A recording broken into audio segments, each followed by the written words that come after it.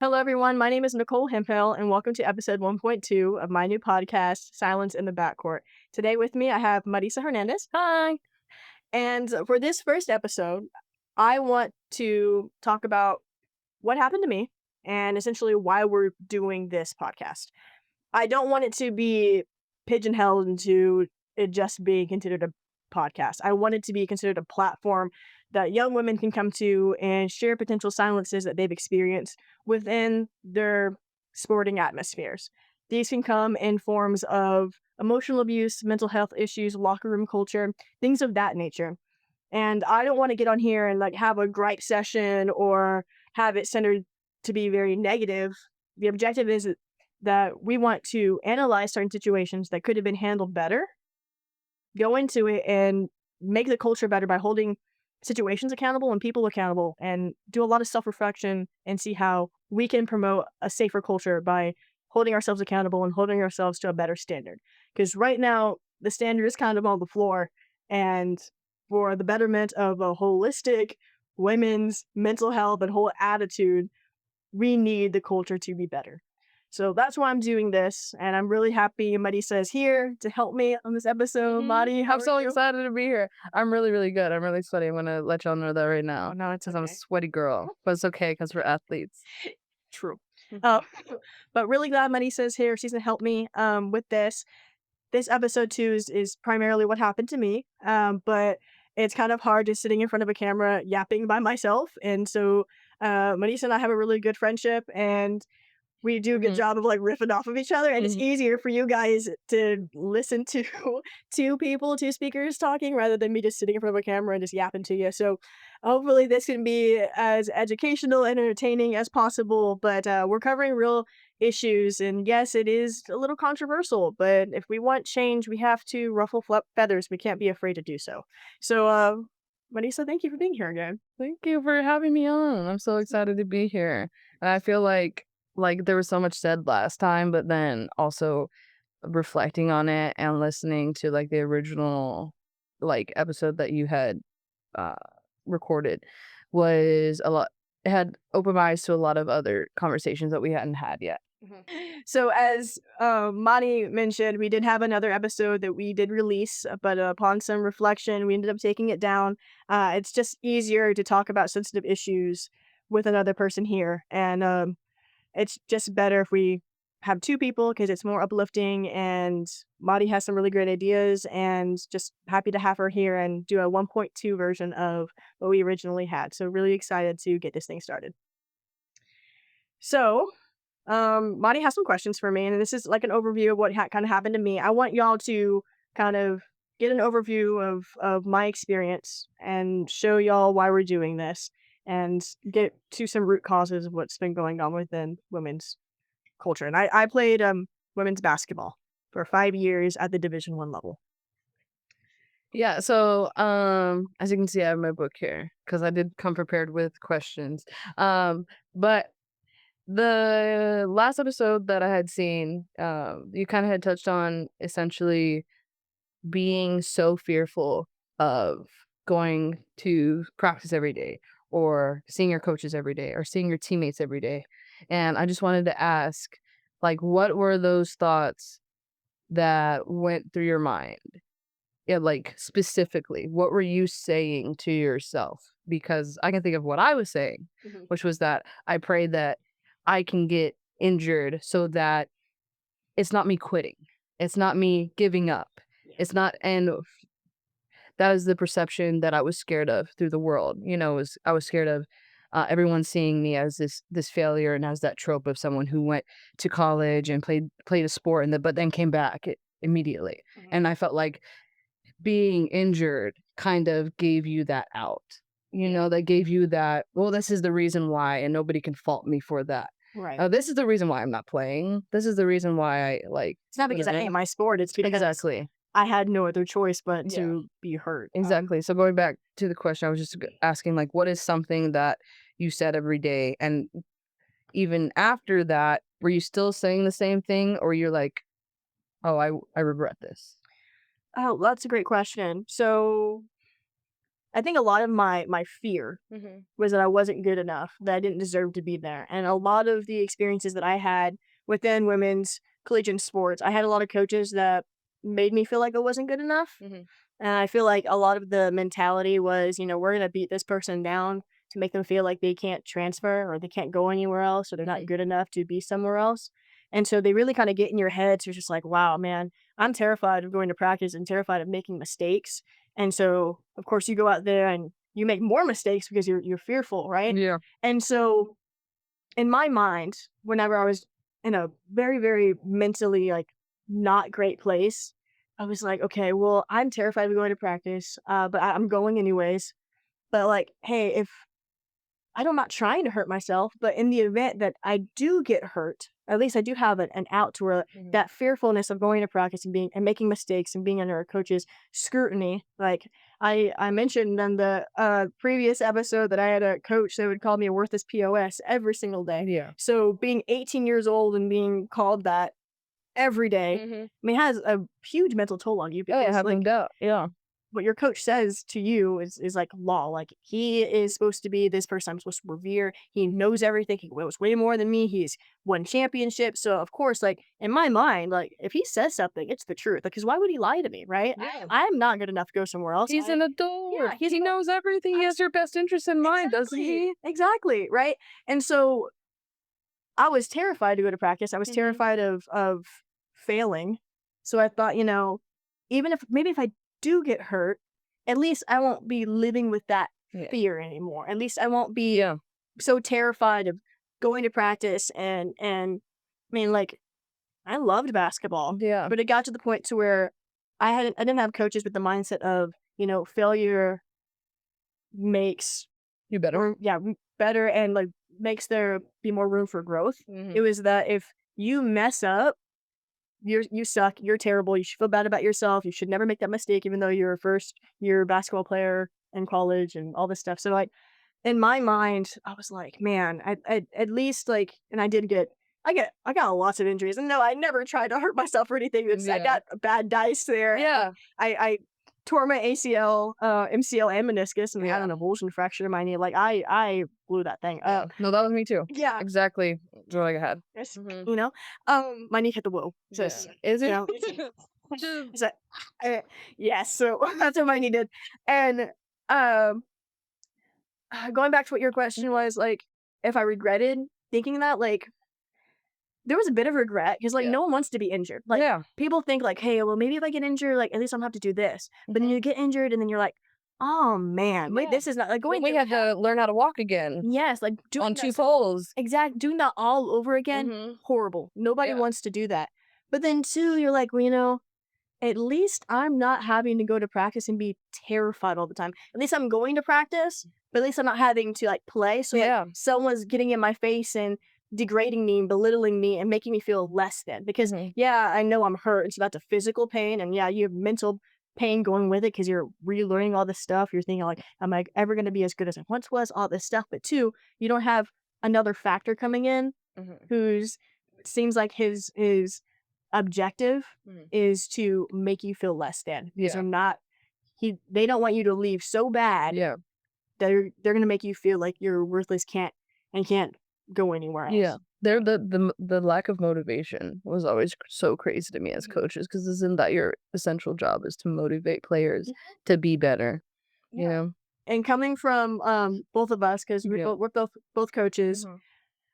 I mean, in my mind, you have to fuel your athletes. Like it's your job to put in that motivation. I mean, that's great to have self-motivated athletes. Like that's amazing. And Mhm. that's a really, really good thing.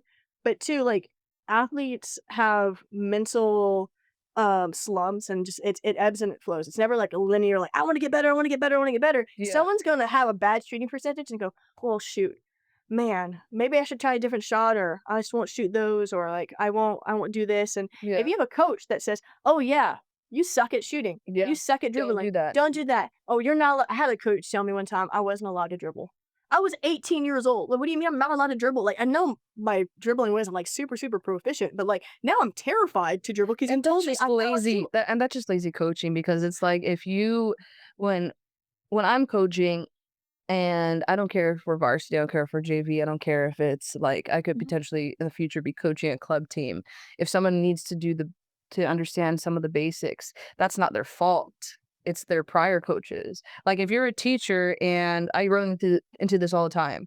I have seniors and I teach government and I ask them simple questions just to kind of gauge where their prior knowledge is. And so I'll be like, "Oh, what's the Constitution?" Crickets. And so I'll just be like, I'll be all extravagant, I'll be like, my heart," and they'll be like, "I'm sorry, miss." I'm like, "It's not your fault. It's those teachers' fault that they didn't teach you." Um, I'm not saying to go and run and like yell at your past teachers, because they're also trying their best. Mhm. But when it comes to coaches and you're 18 years old and you don't know how to properly dribble, whether it's in soccer or like any of those fundamentals, why would I be angry at your ignorance? Right. Like, that's literally they're literally getting angry at a child for something that they don't know how to do. Why not just take a step and that further step and help? And so that's where I'm like, do a lot of these coaches even wanna be coaches? Because when it comes to those kinds of things, they don't wanna help.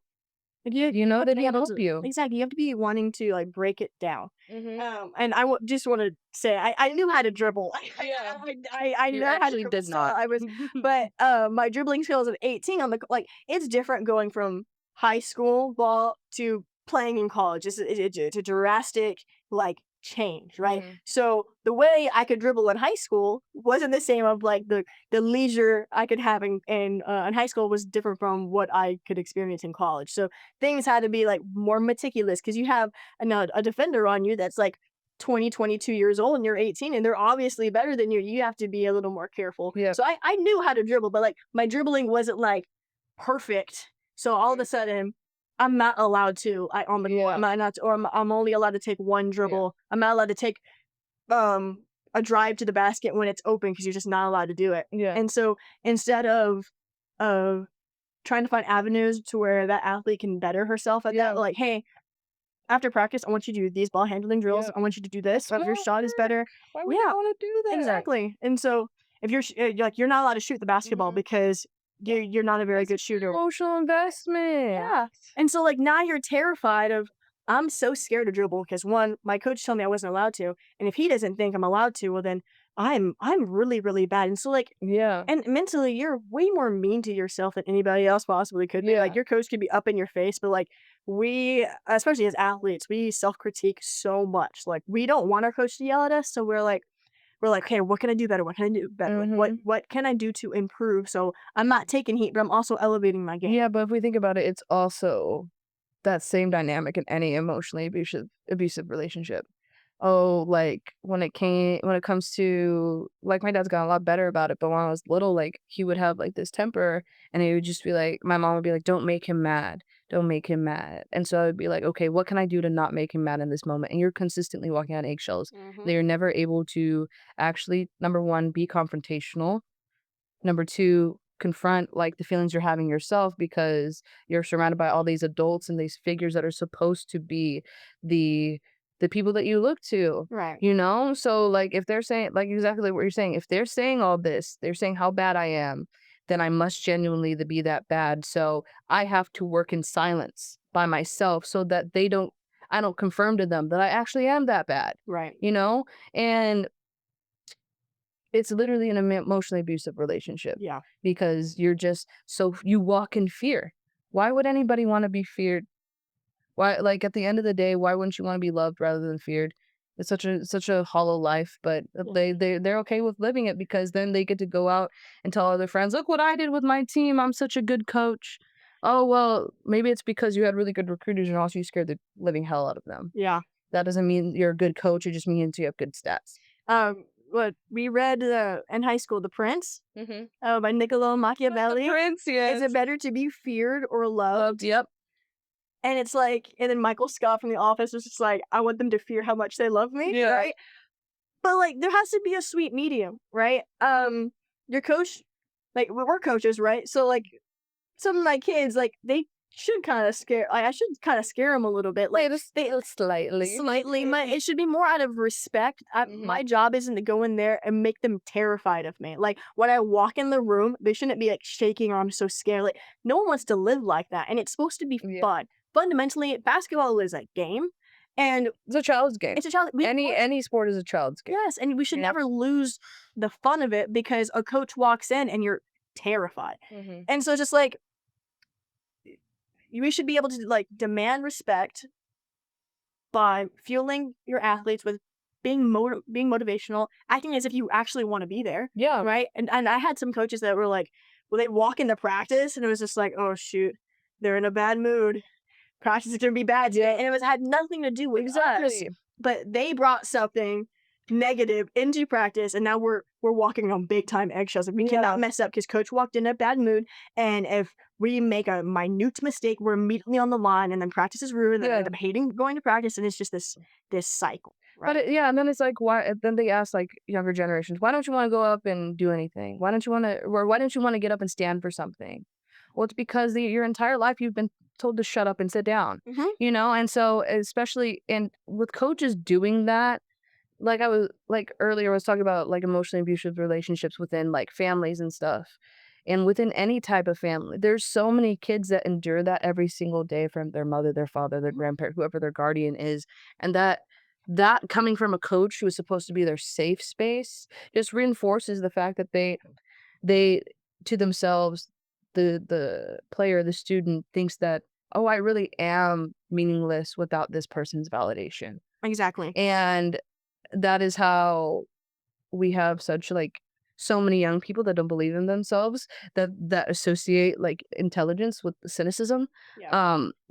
And that's me quoting from some I can't remember some author that I really liked his interview, but like and I see that every single day. Kids are so scared of making mistakes. They're so scared of um trying something for not only like all the social media aspects and everything, but just out of fear of not being uh properly seen because so many people don't see them every single day. And that's Right. all they want. All they want is to be seen and heard. If you give them that much autonomy in a team, then they will respect you even more so because they respect the fact that you are giving them that ability to be a person. And that's the job of any teacher and coach is for them to be able to do this without you, is Mhm. that for them to be able to take off without you.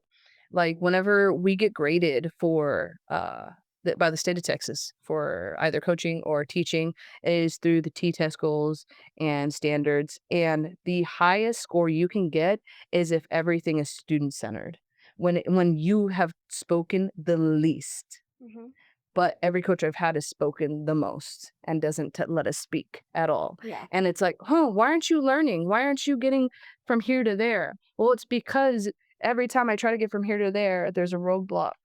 And it's not only just a roadblock, but it's a roadblock with harassment that makes Mhm. me that much scared to get to the finish line or to Right. get to that next step, you And know? and you mentioned too with emotionally abusive relationships. Mhm. I do want to clarify, emotional abuse can happen anywhere you have a relationship. Yeah. And it doesn't have to be like an intimate partner to partner It could relationship. be your friend, it could be your roommate. Exactly. It can be your mom and your dad. It can be your roommate. Exactly. Like it can be anyone that you have like an actual relationship with, Mhm. right? And so I want us to like clarify that because there are some people that do think, well, like only if my boyfriend, only if my girlfriend, oh, if they are um like gaslighting me, if Mhm. they're being physically abusive, if they're just emotionally manipulating me and stuff, that constitutes emotional abuse. And it does. However, you can experience emotional abuse Yeah. in other ways. And so when we're talking about emotionally abusive relationships within teaching or coaching and stuff, like it happens. It's very, very real. Like it is a frequent thing. But we're supposed to sit back and not say anything and just Yeah. let it go and shut up and dribble or in my case, Yeah. don't dribble, just Don't shut dribble. up. Just shut up. But, like, I think coaching, Mhm. and it's sad to say because there are really good coaches out there. There are Yeah. really good coaches out there. Unfortunately, like, at the schools that I went to, a lot of my head coaches were just very, very insecure people, And it showed with how they treated the women in their program and Mhm. even their coworkers and people on, like, the staff, right? And we could see that as players, like, Mhm. players are able to see how coaches treat each other, how they treat, like, videographers or managers and stuff, like, Yeah. kids are able to see that, and, like, and when I say I'm saying kids loosely too, like, I'm talking on the college level, yeah, a 18, 20-year-old, They're still 21-year-old, kids. they're kids, but, like, they're at the point where, like, "Hey, I can recognize the way you just spoke to that person was really, really inappropriate." Yeah. Especially if it's, like, someone, like, yeah, we'll, like, rationalize, "Well, I guess they can talk to me like that, but they Yeah. shouldn't talk to the manager like that." Like, let's Mhm. that's kinda messed up, you know? Yeah, it's so funny that we rationalize that Yeah, though. and it's We we should immediately never. we're like, "Oh, how could she speak to or how could he or she speak to that person like that?" But yet they speak to me 10 times worse every single day. Alright, yeah, we've reached our intermission. We're gonna head to halftime to the penalty box. The penalty box is a part of our podcast where we take your submissions and we analyze your stories. So I will be reading submissions, and Madi over here will be issuing certain flags. Okay, first we got flag on the play. Perfect. Okay, next one we got a yellow card. Next we got a red card. And of course, we have a green flag for the good situations that we do encounter. So thank you for submitting, and I can't wait to get started on reading your stories. Mari, you ready? I'm ready. All right, so I'm gonna unlock this bad boy again. Being a basketball player, I've come to realize that it's one of the most mentally demanding sports out there. It's easy to fall behind, lose motivation, or feel like giving up. Throughout my entire basketball journey, I didn't have a great experience with my coaches. This past season was one of the hardest for me. There was one coach in particular who made the entire season miserable. The environment it became was something I dreaded being in every morning. Basketball should be fun, and this was nothing close to being fun. I felt like my coaches pitted my teammates against me, including the people around me, even my own parents. It seemed like only a select few players gained the confidence of our coach and were allowed to make mistakes and were able to continue to play. There were Yellow card, yellow card, yellow card. yeah. Because that's like it's such a I feel like every single coach has like a couple of favorites, obviously, that can do Yeah. whatever they want for the most part. Mhm. But both many of my coaches, I've had experiences where they kind of male coaches, because that's all I've had, have kind of played this game of telephone with the girls and stuff to Mhm. try to get out either what has been said about them or to create cliques within the team pitted against girls or a singular girl, Yeah. but then claim that, oh, we are too clicky. Well, you only ever bring out 4 or 5 girls together, so they're always together. You started this. Yes. You decided to stir the pot. Yeah. No, that is really, really frustrating. That's Mhm. aggravating. Yeah. Pitting especially teenage girls against one another, creating that Yeah. mob mentality. Okay, sure, but yeah, we're a family. That makes sense. Empowering women over here. Yeah. Okay. I'm gonna continue. There were multiple moments where I would walk off the court crying because I became so frustrated with everything around me. I couldn't take it. For someone like me who had already struggled with self-confidence on the court and made things so much harder. Every game and every practice became a mental battle that I constantly had to fight, and it constantly made me question my self-worth and whether I was good enough. Unfortunately, that mindset carried over even after the season was over. It's something that still affects me to this day. I'm sharing this because I think it's important to acknowledge how much the coaching support and environment can be to a player, not just to win games, but for their well being too. Thank you, Coach Hemp, for being a coach who I felt like genuinely believed in every player. I wish more coaches could be like you. That was good. That's This so was definitely not a look at me, look at me. yeah. No, it was really good. My team vets these. I don't know if or when my name is going to be mentioned in this, but like I said, Looks like you're the host. I, uh, I'm glad I could create an environment for you that you felt like you were worth it, and I really did try my very best to make sure all of my athletes felt like they were worth it because you are enough. And I had bad experiences with my coaches making me feel like I wasn't good enough. And regardless on what stage you're on in your journey, I want you to know that on and off the court, you are more than enough and you're worth it and you deserve to be in spaces where you feel like you're being encouraged and you are loved. And I'm sorry that that wasn't happening either whenever I wasn't there or in your experiences in the past. Look, at the end of the day, you're already great. Yeah. Okay, you started off being great, and then you decided to start a sport, and you decided to potentially enhance that greatness. Without that sport, you're still great. You're still an amazing person. You're still unique and justified for being on this earth. It has nothing to do with your worth. Like I said, it is a man-made game. Okay, we can always be the best at whatever, but at whatever sport. But what are the people around you are gonna remember how good of a person you are, because that's what really counts, Yeah. you know?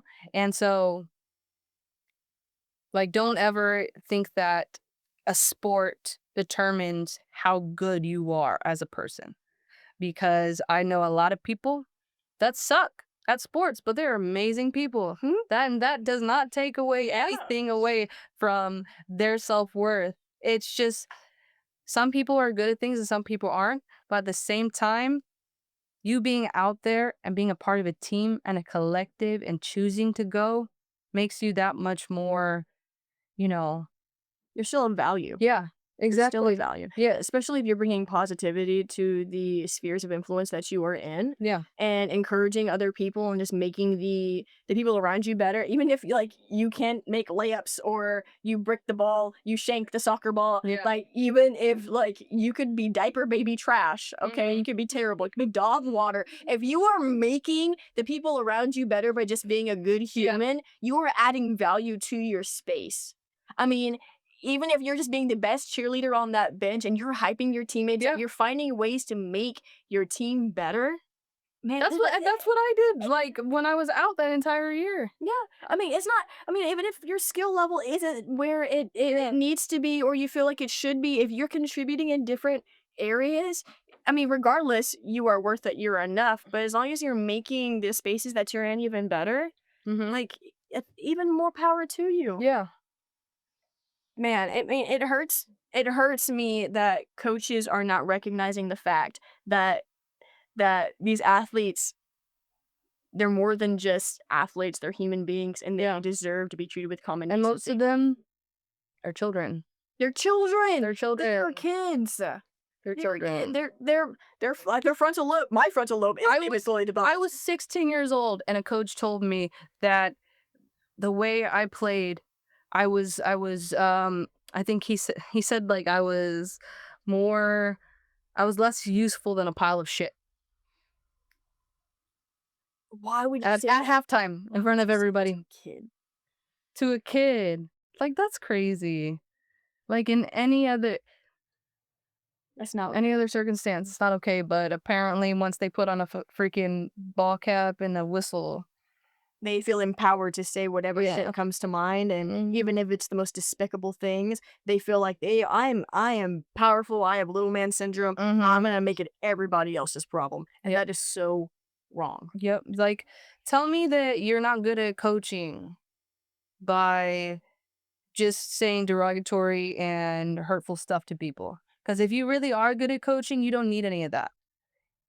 Yes, I get that there's real emotion, but all you get can do. That's like when people like spank their kids, right? I'm like, okay, just tell me you don't have patience and aren't good at parenting. You know, like it's the same thing. Like I'm like, just have patience and talk to them, but they don't want to spend that time. They'd rather just slap them with their words, with really harsh words, so that they shut up. And that problem's not there in their eyes anymore, even though that problem is still within that student or player internally. Mhm. You know? It's the psychological manipulation and the psychological terror that a lot of these people a lot of these coaches are putting on these kids, and then like of course that trickles down. So if a coach is saying these horrible things to you or making the environment toxic, what do you think the seniors are going to do? Yeah. What kind of legacy do you think Yeah. that's going to lead? Because if the seniors do it, the juniors are going to be like, okay, that's the way coach wants us to lead whenever we're seniors, and that's just going to go and go and go and go. Then you It's talk just a about your form of culture. hazing. Yeah, it creates this malignant cultural toxicity that Mhm. starts when your coach doesn't have a level of emotional maturity. Yeah. And that goes down to kids because you're treating them Yeah. terribly. And of course, like you're also indirectly treating them how to be Terrible people. terrible people. Like Mhm. you're teaching them a level of humanity that is not okay because Yeah. you're stripping them of their humanity. So you're teaching them how to be bad humans and stripping the humanity and dignity out of others. Yeah. Let me translate it into there's one instance, very, very brief. It was after I had left one of my schools, Mhm. and one of my best friends at the time had been sexually assaulted. But the rest of the team, because that dude happened to be one of their friends or within the friend group of the team, nobody believed her at all. And still to this day, there's nothing that has been resolved of it. But I think about how all those girls prior to that stepped up, and it wasn't necessarily for sexual assault, it was for other different things, but went and talked to the board or the athletic Mhm. directors and stuff about everything. Nothing happened.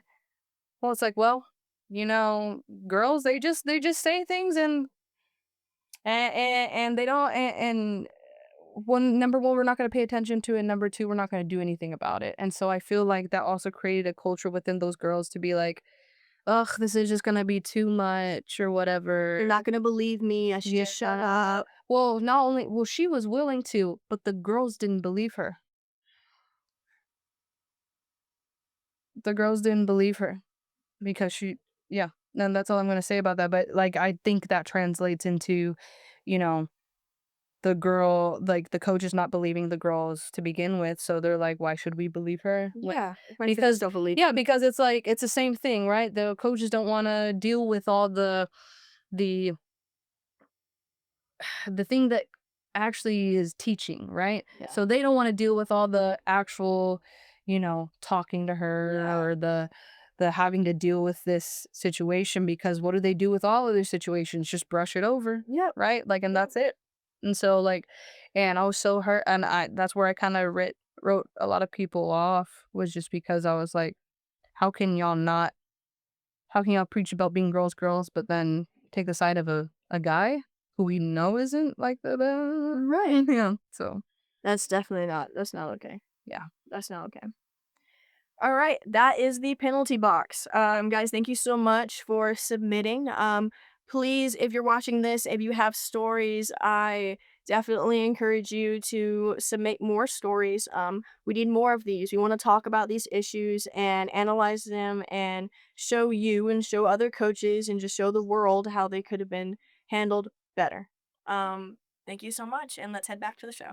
Something that one of my coaches, and I realize that a lot of coaches do this, and it's such like a culture, and it's the way that they talk to the assistants in front of us, but it's also the way that they talk about other players. Ooh, that's Like, they will have an entire discussion about who's playing or whatever, and it won't be a constructive discussion. It'll be like, "Oh my god, she's playing like shit. She's so horrible. I don't even know why I put her on the field." yeah, But we are on the bench right here, and they are 3 feet in front of us. yeah, There's no way that's not intentional. yeah, Yeah, people wanna say, "Oh, that's to get y'all in order," but for what? This is a game. It's a game. These are people. We are people first. And as coaches and being on the other side, I've realized that I am a person first as well. yeah. And so when I see people struggling, when I see people talk about other people that way, it immediately shifted my view on coaches. And that's why I think I want to kind of eradicate that type of behavior because it's so toxic. Oh, It's very much so so. it's so gross, like, to be talking about number one, a child, and that wasn't even college, like, yes, this was, like, this story's in college, but I've had so many coaches do that all of my life, Yeah. where they do that on purpose so that the moment you go out there, they're expecting, "Oh, well, they're not gonna make the same mistakes," Mhm. but I we're most likely going to because we're so fearful of it. Mhm. Like, I can't play like this Yeah. person. Yeah, Yeah. like, there's such a difference between, like, wanting to be better and not wanting to fail, Yeah. And I've realized that being older and being like out of sports and being like just like having the autonomy to just go and like if I want to go play by myself, I'll go play by myself. And that's when I put in the work. That's when I realized, oh, I think about I'm like, oh, I could have been so much better. But it's because I had so much stress about meeting that bar that I never like thought about anything else. But when I Hmm. just think about it as a creative outlet, I'm like, oh my God, if I just do these two simple things, like my shot becomes better, my goal kicks become better, all these things become better. But that's because I'm wanting to get better. But Mhm. beforehand, I just didn't want to fail. And that was the biggest thing for me. And so and that's what they cultivate is a culture of fear among your players among everyone, but that's how they control you as well, and that's Yeah. how they've controlled any civilization has been called that's been controlled by fear. Literally, like what you talked about the last time was like how people snitched out on each other. I've had that at Oh, yeah, that's gonna be a thing. every single year at both locations of colleges that I've had. I've had girls that are just and to an extent I don't blame them because like I said, like yes, they're adults and like I even tell my high schoolers, I'm like, y'all are adults to me and I will treat you all with respect and Mhm. love. And but you're still a kid when you're 18, 19, 20 years Yeah. old. Very much so. Like I'm still a kid, I'm 24 years old. I'm Like, our teaching you brains this are kid. not fully Yeah, developed. exactly. My temporal lobe is like right there, but she's not there yet. So like I could even disagree with some of the things I'm saying like right now in my life in a couple of years, and we're ever so changing.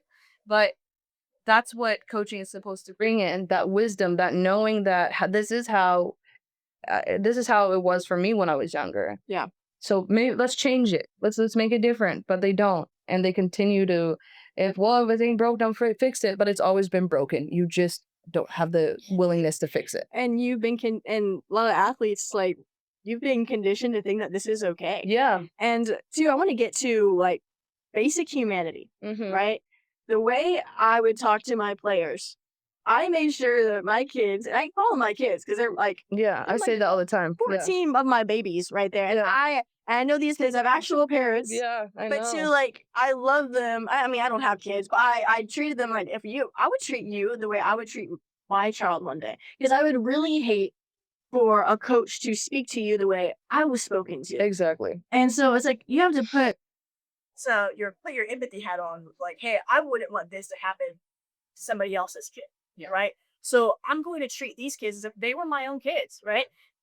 And that means like, hey, they're gonna respect me, but they're gonna love me. But two, they're gonna love me because I'm trying to motivate them. I treat them like humans. And when you're saying like you had coaches that would sit there and talk smack about your teammates right next, like that's not treating them like they're a human being. Yeah. Because you would never do that. And like in any work environment or any like social Yeah. setting, you wouldn't be doing that unless you're a close knit group of friends and you give that one mean girl. Like not that it's an excuse to like we all recognize that that isn't a mean girl. The vitamin and it's toxic, it's not okay, right? And so it's treating them like they're not humans, like humans Yeah. with feelings, emotions. And do you not think like that teammate that you just said that around, right? That coach just said that around that Mhm. teammate. They're not gonna go and tell Yeah. and be like, hey, I hate to like tell you this, but this is what coach said. Like Uh-huh. your coaches want you to have like a family environment. They teach you, they preach, oh family, y'all are sisters. Yeah. But whenever you're saying awful things about my teammates, right next to me, Yeah. intentionally for me to hear, do you think I'm not gonna go tell that person? But then you're gonna get mad at me for Exactly. being loyal to my teammates. But suddenly I'm not loyal to you because I told Mhm. them. I mean, if I'm in that position, I would want to know, Yeah. right? Yeah, So like I have an exact scenario that that happened. We're in Louisiana one game and that happened. One of my all three of the coaches were talking about how horrible one of the girls on the team who was literally arguably one of the best players that was on the team. Um, she was just herself. She was flamboyant, she was loud, and she talked back to coach and he knew that she had a hold on the like girls. And so he didn't like that. And he at any point for him to talk down to her, degrade her, he would, and she wouldn't stand for it. So how can he get to her by doing it behind her back while she's on the field? Um, And so she's on the field, she's playing whatever. I didn't even like notice. I didn't even think that she was playing bad Mhm. at that moment, but we were losing. So there had to be some reason other than him Yeah. that we were losing. And their coaching. And he talks about her. He just says like how horrible she's doing, and I don't know why she's there. I don't even know why she's on the team. All this stuff. Mhm. I'm not going to uh verbatim say it because I don't really remember what it was, and that was the whole drama about it. But so one of her best friends tells her what he said. And so the next practice, she saw that the assistant coach was the main person who had said all these things. And the next practice, our head coach wasn't there. It was just the assistant coach running. And she's just being respectful towards him. But he realizes immediately that she's not being all herself anymore. And he's like, hey, what's wrong? And she was like, well, this happened. And I just wanted to talk to you about it. He was like, well, you weren't meant to hear that. That wasn't exactly what was said, and but confirming that that's exactly what had happened, Yeah. you know. And she was like, well, I would just really appreciate if you're going to say something to me, say it to my face, because I didn't hear any of this feedback afterwards. Yeah. And he goes, you know what, like, you're right, you're valid. Number one, first thing that happens is one of those girls, that is one of those girls, went to coach and said that made me uncomfortable. None of us were uncomfortable, but she said that that made not only her but the entire team uncomfortable. By her, by that girl just talking to him about her feelings. And then the next 3 days, that coach doesn't show up to practice. That last day, we are talked to for 45 minutes on the field, then 45 minutes inside. We didn't have a locker room at the time because it's such a new school and whatever, and we had like zero funds, and so we were in the conference room, and we went walked in, and he talks to us about how we're mean girls. Essentially, they both of those conversations were essentially how we are such horrible girls for talking about him behind his back. What? Us, yeah. That would We're happen. talking about him behind his back and making him feel horrible. And he said even his sister doesn't want him around y'all. That's how bad it is. You made his family not like our team. Well, how does that make sense? And I'm like, number one, you're supposed to be the adult. If I'm hurt by something a student says, I can't I can't let it like, I guess I can let it hurt me, but I can't let them know that because they don't know any better. Yeah. And I'm not saying that these girls at 18, 19, 20 years old don't know any better, but they still have so much life to learn. I'm Mhm. still learning so much life. I can't imagine that even like a person they're like that's it at that age, which was between like their 40s and 60s, is intelligent and can help motivate and guide these girls, as opposed to just talk down on them. And so and we basically had to apologize for making him mad. So a little bit of victim blame? Yeah, literally victim blaming. And the whole time they were asking, who told her? Who told her? Who told her? And the girl, at the time, I was so mad. I was like, why aren't you telling? Why aren't you standing up? Because prior to this, I felt like I did everything but be that person who stood in that boycott. Like I told the girls every single day, do not stand for what they will give you. I was like, if he ever yells at me out of pocket or out of like just spite, I will talk back to them because I just realized how much power that we have just by just standing our ground and being confrontational. Standing together. Yes, but they don't because they're so scared. And it's hard because it's not even their fault. Like, that's not their fault. But in the moment, all you feel is alone. And that's what and I'm like, if there are any of my teammates watching, like, I felt alone. And it's not your fault. But like a lot of people, especially the girls that actually did go and make these claims, whether it was at my first school or second school, because at both schools, we both had like so many girls that had gone and complained about our coach and not complained, but had actual evidence against both of those coaches for over the first one, I think, for years, and the other one for like at least 1 or 2 years because they weren't there that long. Um, it was a fairly new program. But and nothing ever happened. Nothing ever came into fruition from the athletic departments. And it was things like just like things that were borderline illegal that were happening, and that nothing was being done. And so they all these girls on these teams, especially the freshmen, especially the sophomores, all the young girls, see that nothing is happening. Yeah. And so they're like, why would I go and stand behind her?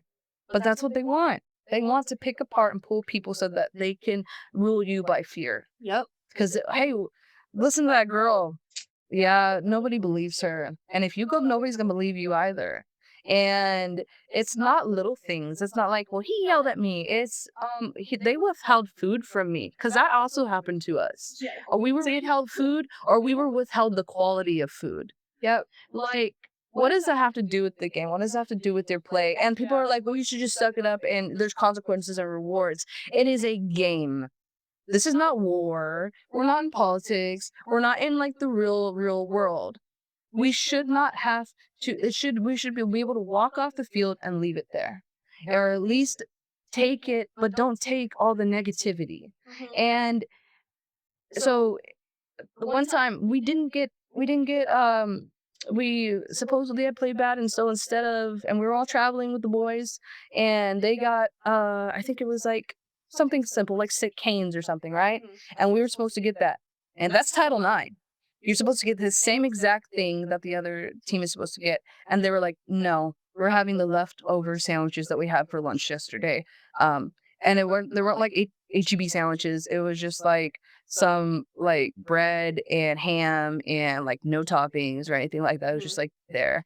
And we're like, okay, I guess this is our consequence. Yeah, it's Like, but to think about that now, think about that as an educator, to think about that as a coach, I could never do that. And there's some things that my coaches have done that other coaches can say, that's just part of coaching. That's just part of whatever. No, it's not, because you and me are both coaches and could never imagine treating not only other human beings the way that some of our coaches have treated us, but children, yeah. you know? I mean, it'd be different if like, okay, after the game, if we do really well, we're all go out and get ice cream. Hmm. Like that's a reward. Yeah. Yeah. But the basic necessity of getting your team meal, which like I was privileged in that I played at a Division 1 level, and so we had the funds to do those kind of things. And I know at different levels, oh my gosh, I'll see TikToks and it's just like we have to do this, this, and this, and this, and none of this stuff is provided for us. Like it's Hmm. bad. I was just like, wow, I understand that. I was extremely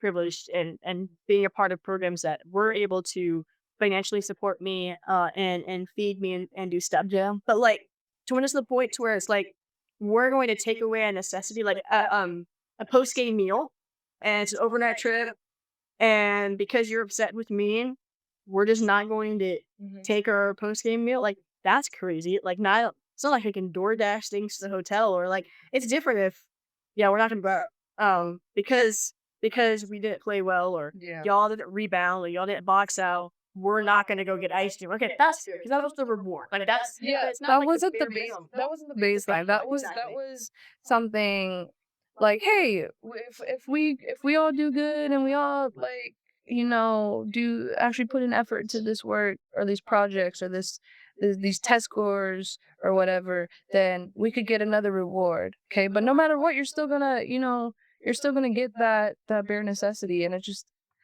Like but they would take away the bare necessity, and you're like, I'll think all I'm thinking about is the Jungle Book. I'm not gonna lie. I say the bare bare stuff. necessity. And it makes me think whenever I was teaching in the classroom, right? Hmm. Hey, if the kids do well, Yeah. we'll have a pizza party, right? Yeah. Awesome. But if they don't do well, it's not like I'm gonna take away their lunch the next day, you know? Yeah. And that's my direct. We'll still have lunch. We're still gonna, yeah, we're still gonna like you're still gonna be able to go to the cafeteria. You can still bring your lunch. I'm not going to like Hmm. take your lunches from your backpack Yeah. and go, look, this is what you get. Yeah. This is what you get. No, Rebecca, you don't get to have your Yeah. celery. Yeah. You get to rot, actually. No, Yeah. no one is doing that. But two, when you're at the college level, Hmm. you have coaches that think, okay, well, it's punitive. They think that they control every aspect of your life, and that's the thing, because you have they have the smallest like uh intersectionality when comparison to regular teachers or educators or professors, because they control not only your or like not only aspects of like your mental life, but also your physical. Yes. So they're like, everything you do is my business. Mhm. Who you date, how late you stay up, and like they're valid. Don't stay up that late, you know. But when they go around and ask everybody what you've been doing over the weekend, or who you've been doing over the weekend, or It's none of your business. shaming on you for what you've been eating, like, yeah, it's a freaking Sunday. Can I have like um a drink at night or something? I'm 22. Like, what's wrong? Like, Yeah. like it just didn't make any sense to me, like, why they were so obsessed. Like, yes, if it affects my performance, I totally understand that. But it's the fact that they think it's a avenue now for them to shame you in whatever you do. Right. And I think too, because it's not a regulatory. Wait. Hmm. It's what how do you say Regulated? regulated. Regulated. Because it's not very regulated. Because it's not a regulated Hmm. industry, and it's a sports industry. It's Yeah. not regulated, especially on the college level. These coaches don't have boundaries. They don't have Basic people that boundaries. come in. Like, I get observed as a new teacher every other week, multiple times a week, And there are trainings that you have to go to. as including emotional and mental trainings, like how to not mess up people, essentially, Mhm. how to not want people to go home and literally have anxiety about seeing you the next day. Exactly. Your entire job as a teacher, which is what I would think is also you as a coach, because coaches are teachers, Exactly. is to make that kid want to come back the next day. Have an environment that makes them feel comfortable and motivated to do Yeah. that. And then you look at all the other people that have played college sports and they're like, well, I'm not that bad. But then, like, I see the way that they treat their kids. I see the way that they treat themselves. Because now that they don't have something to be fearful of, now they don't really care about the way that they treat themselves. But then they treat their children once they get into sports just as their coaches. Like maybe I'll test positive for COVID so we don't have to go to practice, or maybe I'll When I tested positive, it was a false positive. When I tested positive for COVID, I was so happy. like woo. Yeah, I was so happy. And it's not having to work out. It's not having to run. It's none of that. It's the bereavement that comes with it. Yeah. No one wants to feel like they're less than every day, and Yeah. coaches don't have boundaries, and that's the thing. That's the thing. I think there should be a bare minimum code of ethics, and I don't think I should The be fact that called. there's not is Right. crazy. I don't think I should be called a snowflake or someone that's soft because I just want there to be an ethical standard, a social contract. You have empathy? Soft. Disgusting. Exactly. Would There's, never. there should not be like this stigma about wanting to be treated like a human being. Yeah. There shouldn't be. But there's so many people, I feel like, in our like older generations, especially the ones that tell us, suck it up, all these different things, like when it comes to, oh, well, you're just too soft. You're just like, you don't understand. Like, you should be able to take it. Mhm. I'm like, there is no justification to me at any level for what happened to me, which was being a 14-year-old going in at halftime, like, didn't even get scored on, just like kind of had like a mistake in front of the goal. Essentially, what has happened is I could have caught it, but I decided to dive and it went wide for a corner kick, which was unnecessary. Okay, but I'm 14 years old. And I understood right when that happened what I did wrong. And I was expecting to get an earful of it, and I did, but I also got told in front of the entire team and all the coaches that what I had done made me a pile of shit. And so I don't see any validation from any person, whether you're soft or you're not, that um or any justification to say that to a 14-year-old child, to anybody in general. Like it's But so very yeah. very unnecessary, unwarranted. Not Yeah, and it is. And I'm not saying that I didn't have good coaches, because I did. I had so many amazing coaches. It kind of sucks that, but it makes sense in correlation that right when you get to college, suddenly everyone's bad. And it's like, oh, wait, maybe they're all just taking on this capitalistic idea that we need to win no matter what the cost of my mental health of my players are going to be. Cause I'll be here forever or as long as I want. They won't. I can transfer them out there, they can graduate, and then I'll get a whole new team and I can terrorize them again. And so, right when you get to your breaking point, you're graduating. You're gone. They're gone. And so they're banking on that because then they never have to deal with the aftermath. But you do. We do. We have to go with feeling every day in any possible situation that I'm not good enough. Like the first couple weeks of teaching, like obviously they're scary and people have imposter syndrome. But I literally couldn't get up. Like it took me so hard. It was so hard for me to get up in the morning. I still went to school every day. I still showed the kids my smiling face every single day, but I was so scared of messing up. Mm-hmm. And there's so many people around me like, why are you so scared of messing up? Like it's just a part of it. It's It's just a okay. part of it. It's okay.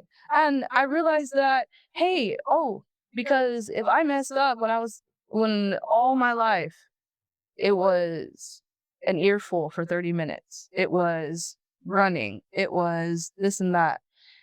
And I get conditioning and I get somewhat of not somewhat of punishment, like, but with physical things, but corporal punishment is just like we're not allowed to do that. Like we're not allowed to do that in No. and Can like you imagine in if you're in your schools. classroom and your kid gets an answer wrong, or they speak out of turn, Yeah. or they do something silly, and you look at them and you go, "You're a pile of shit."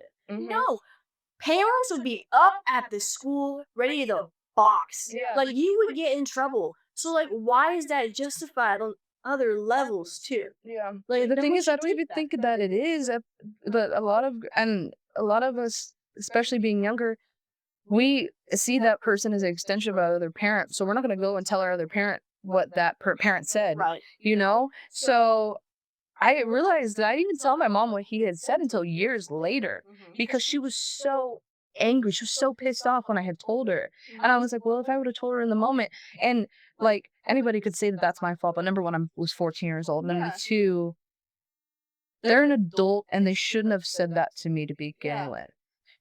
But it's just so hard because you can see in other coaches, in these good coaches, that do have self-regulation. This isn't the only path, Mhm. but yet these people that do make the coaching industry or like do make like players and students that don't want to play sports anymore, that quit at 14 and 15, that Yeah. quit right before they go to college because of the stressors and because of all the stigma around it. Like they don't understand that. Right.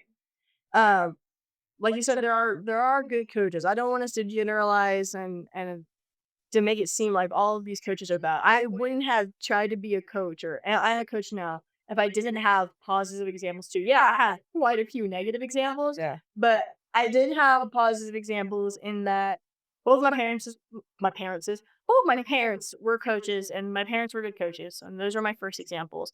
But two, I had a coach in high school specifically who I was my worst critic.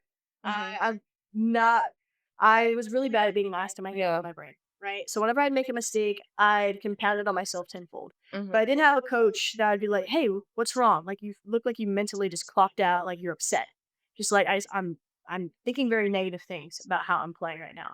And so she'd get an expo marker and she'd write plus signs on my hands. They looked like X's at the bar, Mhm. you're underage, but they were plus signs on my I didn't hand. know. Looking back on it, I probably looked like I was trying to get Fake into a club, ID. right? But like during games, I have this little plus signs or X's Yeah.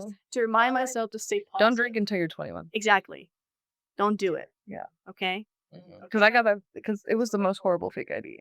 So Don't I do it. just so but that means the only way that it got taken up was if I went to the most horrible places. So that's even more of a motivation to not drink until you're 21. Don't do it. Don't do it. Okay. But I have plus signs. I run it up and down the course and remind myself that hey, on times that you're not giving yourself enough grace, just to be kinder to yourself in your head. Look it down at your hands and know that you are okay because you just need to think more positively. So that's a really good thing my coach did, and it helped me mentally of coordinating myself back to hey, it's not the end of the world. Mhm. And I had another coach in college. I had another assistant coach, and oh my gosh, he was probably my favorite assistant coach. Favorite assistant coach.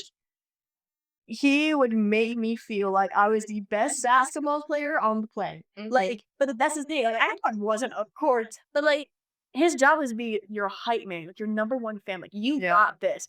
Because if you can mentally say, I got this, it goes to show that your coach is fueling you in the right way to where you're not going to have this huge fear of making a mistake. I'm not gonna walk on those eggshells. If they're making you feel like, hey, I can do this. Like, Yeah. I know I can do this. And I'm not gonna walk on those eggshells. I'm not going to be Yeah. terrified of failure. And he was Because not only should you believe in yourself, now I believe in you too. my mentor, my coach, like teacher believes in me. He's showing me every day that he believes in me. And I would have individual practice sessions with him. He's like, no, like he was just always so open of, hey, I'm available these given days. I want you to come in. Just let me know. Hey, and he lived close enough to the university. He would just walk because he was just so motivated to go and help and teach kids. And we could tell like, hey, wouldn't you make an amazing parent? Like you were treating us like we are your daughters, Yeah. and you love us and you want us to be successful. And I'm not saying that like he wouldn't get on us. Yeah, there were times that when we deserved it. Oh yeah, he lied into us, and it was just like okay. But I knew because he what also motivating us and stuff, it was coming from a place of love. It was never coming from a place of degrading of nature or anything, but because he added so much of the motivational stuff and making us feel like we were loved. Mhm. We are like, hey, like we can depend on Chris. Like we can depend on him. He loves us. He wants us to be better. And it was just like I want to be that hype person for my kids. And when I was coaching this last year, I was like, man, I want to be as motivational as I can for these kids. I didn't want them to walk on eggshells. I would tell my kids, my freshman group, oh my gosh, I miss them so much. I would tell them, like, look, I would rather you mess up going at 100%, giving all you have, Mhm. than you go 25% or 50% because you're terrified of making a mistake. Because really, you're really working at like 12% because you're terrified, right? Yeah. So I'd rather you go full out. If you're gonna mess it up going as hard as you possibly can. 'Cause Yeah. for reality, it's probably not gonna be as bad as you think, Yep. right? But at least you're showing the effort, right? Mhm. Don't be scared and make it worse for yourself. So I'm really thankful that I had him for the year and a half that I did because like he genuinely made me feel like, hey, I can do this. I Yeah. can do this. And by him showing me that I could do this in times where I felt like I couldn't Yeah. and made me mentally better, I was able to like motivate my kids, like my freshman group, in a way that I didn't think I would have been able to had I Yeah. not had him. But as I just yeah, literally imagine that. Imagine how much One one person. person telling you that they believe in you, that you can Yes. do it, how much it impacts your life. Mhm. And especially being a coach, but even if we were like that with our friends, with our family, just constantly saying like, "You are killing it," You were like supported. you were so good. That Yes. yeah, yeah, exactly. Like you might not have it right now, but you will. Mhm. As opposed to saying, "Just don't do it." Just don't dribble. You're not. Yeah, you know what? I'm too scared of talking in front of people. I wanted to be a teacher, but I'm not good at talking in front of people, so I just won't do it. Like, imagine that. Imagine, like, you just in any outlet in your life just being, Yeah. I can't do it right now, so I'm not gonna do it. Right. And You know? along with the other coach, I have another good story about him specifically. I was already gonna transfer, right? And I graduated from this school, and I was there a year and a half, and ended up being like a toxic work environment. Never from him. I never got a toxic vibe from him. He always made me feel loved and supported, and so it hurt me so much leaving because it was like this has become toxic for me. Like this is not a good situation with my head coach. So it hurt me leaving him and the other assistant coach that I absolutely adore. But my head coach kind of made it to where it's just like this is untenable right now, which was really really unfortunate because like I'm leading people that I love and I left teammates that I love. But it was like this is not good for anybody right now. Yeah. And I'd already decided into the transfer portal, and then 2 months later, I think it was, my our graduation happened, and it's a private Christian school, and I loved that school, and had a great education. I felt like I got closer in my faith, and it was very positive educationally and everything. Mhm. But I got baptized on campus on my graduation day. Yeah. My whole family was there. It was very, very beautiful, Mhm. and I didn't invite my coaches to my baptism because I didn't feel like we were on good terms. Because like, no coach is gonna be wanting to, like, talk to you after you decide to transfer. Yeah. So I didn't invite them, and so Mhm. I had to tell them about it. Um, I don't remember if I told my teammates about it. I'm not sure, but like my whole family was there, and was baptized. It was great, and then he learned about it after, and he texted me. And he's just like, "Hey, Tex," and he called me Tex at Lipscomb. Mhm. And I loved that school. Yeah. Like, "Hey, Tex, like, heard you got baptized. Congratulations. Mhm. I'm so proud of you." And so it's just like he treated me like a human being. Yeah. And even though I was leaving the program that he was coaching at, hey, he still treated me with humanity and that, hey, she's not just one of my athletes. And yeah, I'm upset that she may be leaving, right? Yeah.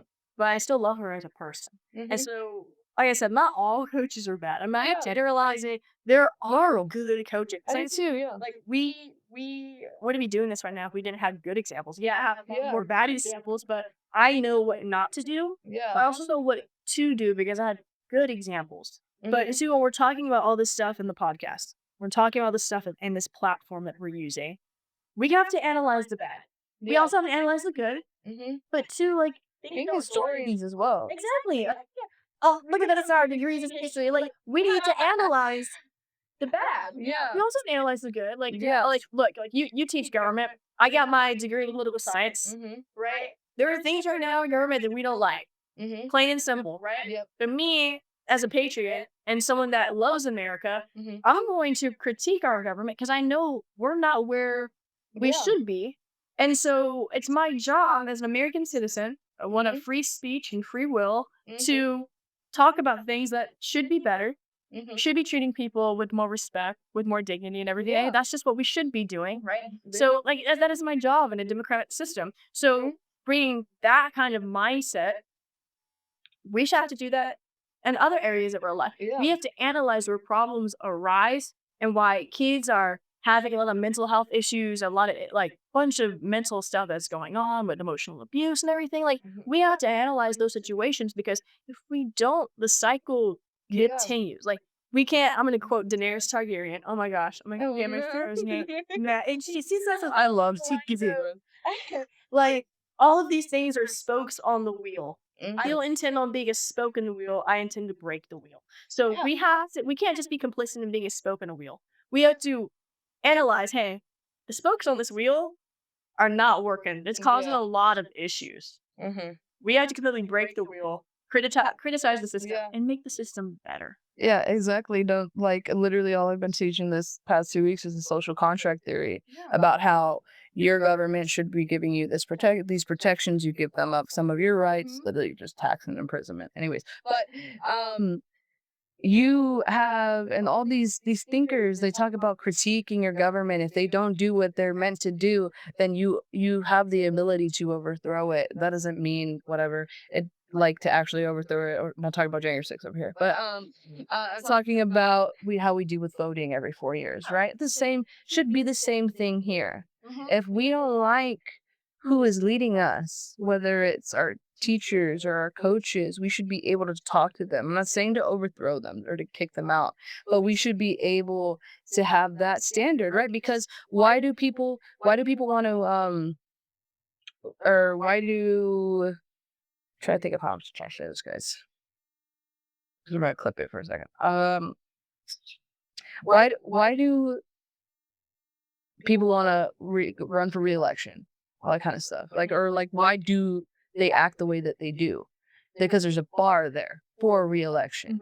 But when you have coaches that have been there for years and years and years and years and continue to get away with things, it's almost kind of like our government now. Like you can get away with a lot of things and nothing's gonna happen. As opposed to in the past, but one scandal, one Monica Lewinsky, and everything was out there. We didn't know if they were gonna be president anymore. But with our coaches, it's event after event after abuse, and they continue to be able to stay. Evidence after evidence of Exactly. and see like we're talking about overthrowing and everything like with the government like you vote these people out of office and when we are making that example right and Mhm.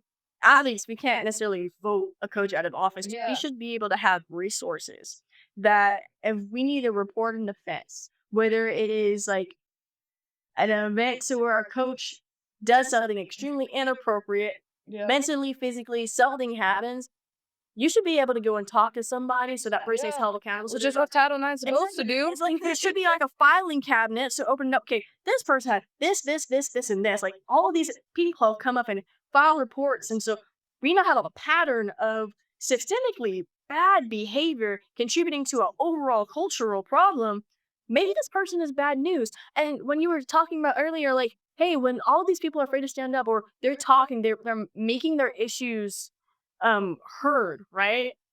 And then nothing is done. Mhm. That filing cabinet is shut. It's lit on fire. All the Mhm. evidence is gone. It's like, Yep.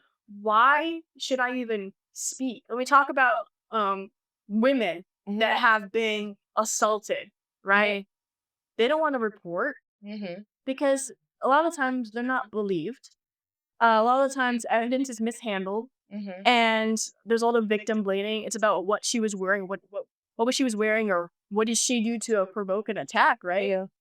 And it's just like it goes through the same thing. I know that's an extended analogy, but goes through the same thing of just like reporting. Like, you were so scared because no one's gonna believe me because Mhm. it's been like this good old boy system Yeah. forever. So Exactly. we're afraid to speak up, and I think too because we're young women.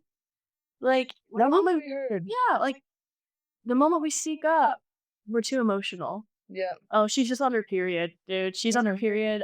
You can't be emotional. You can't talk about things Mhm. with a zealous nature and be impassioned. You're not allowed to do that. Because the moment you do, you are over the top. Yeah, but the moment that guys walk off the field and screaming, throwing things, nothing, no response. Hey, hockey, they Cussing gotta beat each other up, yeah, bro. yeah, cursing at the refs. Literally cursing at each other, like literally getting into physical fights. All that stuff isn't condemned. Mm-mm. Yeah, yes, like to an extent, like they have to say that it's wrong in front of like the public and everything, but there's no real consequences for that. Like unless you're in the NBA or something, you get fined. But for here, there's such a double standard of you need to sit up straight and look pretty and be quiet.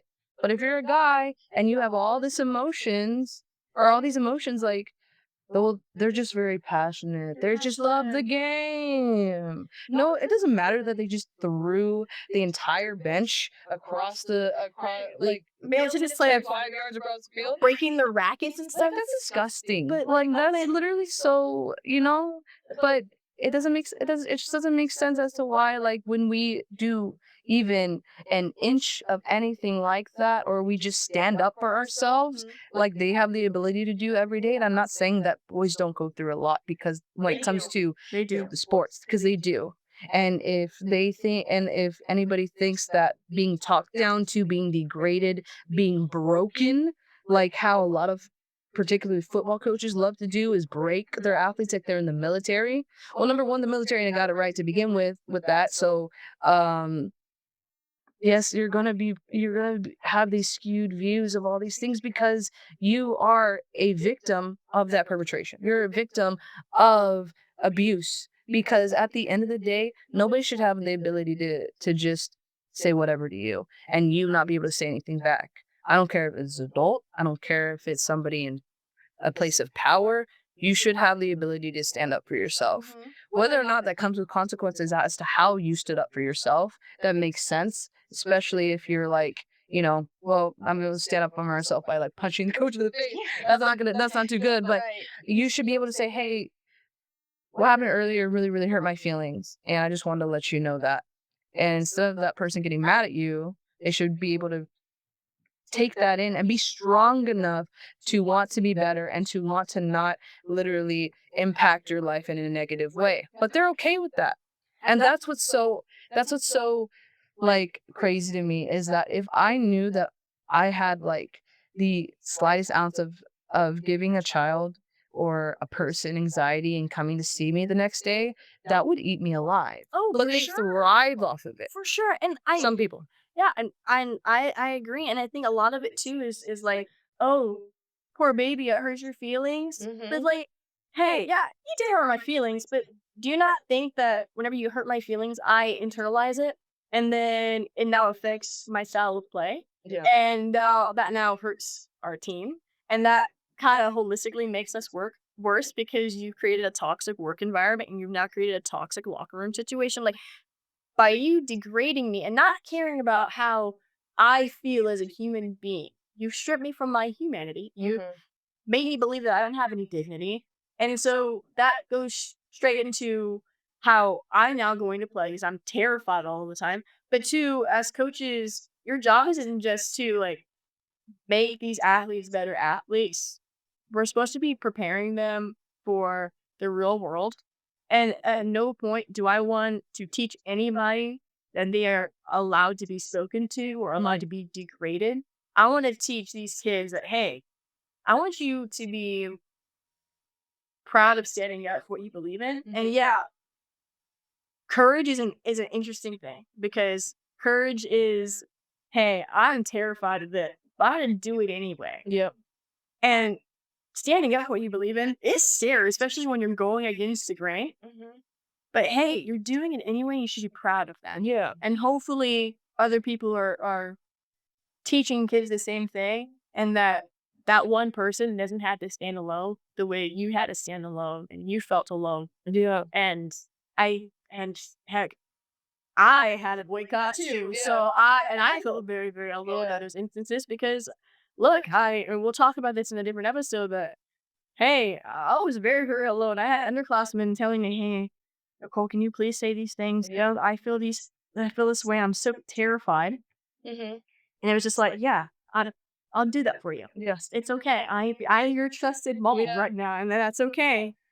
But it's just like they were terrified Yeah. because it was punitive. Because the moment I speak up, I'm now on the shopping block. Like Yeah. I'm now sacrificing stuff. So it's about having courage and teaching kids to have courage. And Mhm. and us being historians, right? We talk about Yeah. the civil rights movement. We Mhm. talk about enslaved people having uprisings and fighting against their oppressors. And we're like, these people are heroes. Ida Wells, I love her. She's one of my idols in history, right? Yep. I want to be like her. My quoter. She said, I'd rather die fighting against injustice Mhm. than die like a rat in a trap. Yeah. I love that quote. I think it was loose. Only I quoted directly, but it's just like, I want to have the integrity and the courage to fight against Yeah. wrongdoing Mhm. than be a victim of that wrongdoing and die that way. Literally, and that's exactly that was exactly that conversation that those people were having at the time was like Booker T. Washington wanted to show like the government essentially like African American people's worth. And they're like, if they see our worth, if it's, they see us working hard and working diligently, then they'll give us our equality eventually. And people like W. Du Bois was like, hey, we deserve equality because we are humans, because of our innate being here.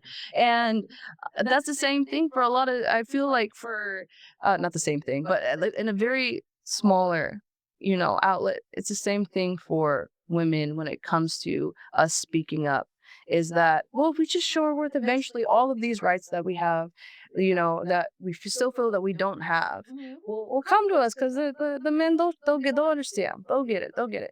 But as we can see for how many ever thousands of years that we've been here, and also for the past 100 years of all of these um, internal domestic revolutions, that is the only thing that needs to happen is a revolution. And so that's what needs to happen within this coaching sphere is some sort of huge reform for specifically collegiate sports Yes. when it comes to the, I guess, the like how I said that we have that evaluation, we have evaluations for teachers. Why shouldn't we have that for coaches? When it comes to the way that they distribute um their instruction, but also the way that they handle their classroom management, which is the way that they cultivate that community of that team. Yeah, and we have course evaluation in college. Yeah. Like at the end, we're able to like, critique and hey, I'm telling you right now, there are some times that I was absolutely ruthless, Yeah. but it was deserved. It was deserved. It's like, okay, this professor, they they were bad, and I owe it to the university to let them know, like, hey, I'm not going to necessarily protect them because I want the future people that have them to have better because these people that we're teaching them are forced to do better, right? Mhm. So I know we're running short on time, but I really hope y'all enjoy the very first episode. I can't wait to have more content for y'all Mhm. soon. Madi, thank you so much for being here. I am so thankful that you had me here. Oh my gosh, I this is it's better when you're here, I'm being honest. What can I You're say? Debbie No, I'm Ryan. just kidding. Also, this would not be possible without my guys behind the camera. Thank you so much for Peyton and Connor for doing what you do.